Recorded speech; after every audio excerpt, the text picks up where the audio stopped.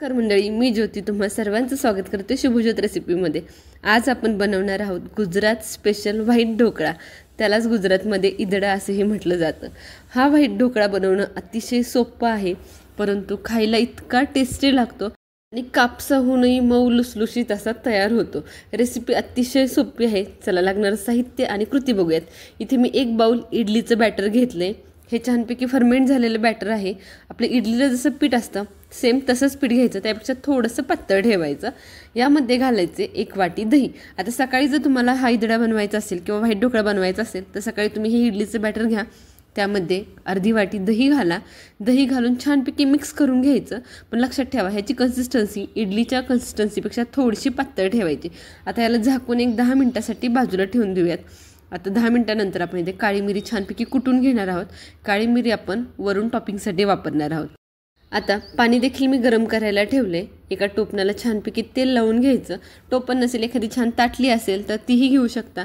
फक्त हे बॅटर थोडंसं फुगणार आहे शिजल्यावरती, त्यामुळं थोडंसं कडेनी ज्याची साईज मोठी असेल असं घ्या। आता यामध्ये हे पीठ घालून घ्यायचं। एक साधारण 3 ते 4 पळ्या मी हे पीठ घालून घेते। तुम्ही याला इडलीचाच भाऊ म्हणू शकता, परंतु टेस्टला अप्रतिम असं होतं। जेव्हापासून मी ही रेसिपी करते तेव्हापासून आठवड्यातनं 1 वेळ तरी मी ही रेसिपी नक्कीच माझ्या घरात बनवते। सगळ्यांना खूप आवडते। तुम्ही इडली आणि हे खाताना तुम्हाला फरक जाणवेल की किती डिफरन्स आहे इडलीमध्ये आणि याच्यामध्ये। अतिशय मऊ लुसलुशीत असं कापसासारखं तयार होतं। चला बॅटर छानपैकी झाकणामध्ये घालून घेतलं की वरून ही काळी मिरी पूड आहे ती भुरभुरून घ्यायची। पिठामध्ये मीठ आहे त्यामुळे मी परत एक्स्ट्रा मीठ घातलेलं नाही आहे। त्यामध्ये ही डिश अलगद अशी ठेवून घ्यायची। जर तुम्ही मोठं एखादं भांडं घेतलं तर पकडच्या साह्याने देखील ठेवू शकता। मी अशा पद्धतीने हातानेच ठेवून घेतले। आता झाकण ठेवून फक्त 10 मिनिटे याला छान वाफवून घ्यायचे। गॅस अगदी मीडियम टू लो ठेवायचा आहे, मोठा गॅस करायचा नाही आहे। लो गॅसवरती आपल्याला हे छानपैकी शिजवून घ्यायचे। आता मी हे पलीकडच्या गॅसवरती ट्रान्सफर करते आणि अलीकडे याच्याबरोबर खाण्यासाठी अतिशय खमंग आणि चविष्ट अशी चटणी करणार आहोत। आता ही चटणी करण्यासाठी पॅनमध्ये तेल गरम केले। तेलावरती एक अर्धा चमचा उडीद डाळ घालून घेतली। याचमध्ये घालायचं आहे आपल्याला लाल सुक्या मिरच्या। 1 मिरची मी फक्त तोडून घातली आहे। आता घातलेत कढीपत्ता आणि त्याचबरोबर एक 5 ते 6 तुकडे खोबऱ्याचे। ओलं खोबरं असेल तर ओलं खोबरं घाला, नसेल तर सुकं खोबरं घातलं तरीही चालेल। त्यानंतर एक मोठ्या आकाराचा चिरलेला कांदा आणि एक टोमॅटो, दोन्ही अगदी ओबडधोबड असे चिरून घातलेत। हे आपण मिक्सरला छानपैकी सगळं फिरवून घेणार आहोत, त्यामुळे थोडंसं मोठं चॉप केलेलं असलं तरीही चालेल। आता अगदी मीडियम गॅसवरती आपण हे सगळ्या गोष्टी छान परतवून घेणार आहोत। एक 5 मिनिटं सगळं छान खमंग असं भाजून घ्यायचं। पलीकडे आपला ढोकळा देखील छान शिजला जातोय। एकाच वेळेस दोन्ही गोष्टी करून होत आहेत। सकाळी नाश्त्याला देखील अगदी झटपट अशी ही रेसिपी तयार होते।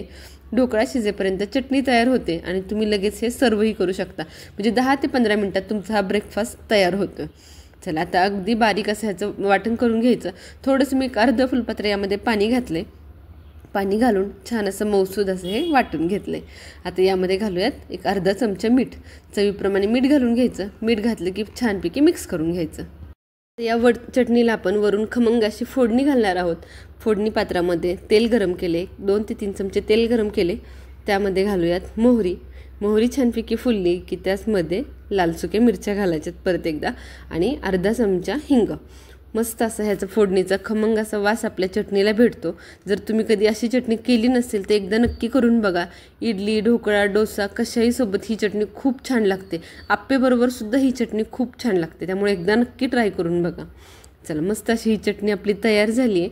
इकडे आपला ढोकळाही शिजला गेला आहे। एकदा मी तुम्हाला बोट लावून दाखवते। बोटाला अजिबातही चिटकत नाही आहे, याचा अर्थ परफेक्ट असा हा शिजला गेला आहे। आता ज्या वेळेला गरम आहे त्याच वेळेला लगेच याला कट देऊन घ्यायच्यात। गरम गरममध्ये कट दिले की छान अशा वड्या पडतात। जर थंड झाल्यानंतर कट द्यायला गेलात तर इतका मऊ लुसलुशीत असतो की व्यवस्थित वड्याही पडणार नाहीत। सगळ्या मी छानपैकी ह्याच्या वड्या पाडून घेते आणि तुम्हाला दाखवते की किती सुंदर असा हा ढोकळा तयार झाला आहे। अजिबातही डिशला किंवा टोपणाला चिटकत नाही, सहजपणे हा डिमोल्डही होतो। अगदी कापसासारखा मऊ लुसलुशीत असा हा ढोकळा आपला तयार झालाय। आपण ज्या वेळेला बॅटरमध्ये दही घालतो त्यामुळे छान बॅटरला अजून आंबूसपणा येतो आणि त्यामुळे आपला हा ढोकळा अगदी सॉफ्ट व्हायला मदत होते। त्यामुळे दही आवर्जून घाला। चला सगळे पीसेस मी छानपैकी इथे कट करून घेते। गरम असतानाच कट करून घेतले कारण परत डिमोल्ड करायला त्रास नको। आणि आता हा चटणीबरोबर मस्त असा व्हाईट ढोकळा सर्व करून घेतलाय। तुम्ही देखील ही रेसिपी तुमच्या नाश्त्याला एकदा नक्की बनवून बघा. इडलीपेक्षा काहीतरी वेगळं खाल्ल्याचं तुम्हाला नक्कीच जाणवेल. आणि कशी वाटली रेसिपी हे देखील मला कमेंट सेक्शनमध्ये नक्की सांगा. व्हिडिओ आवडला असेल तर लगेच एक लाईकही करा.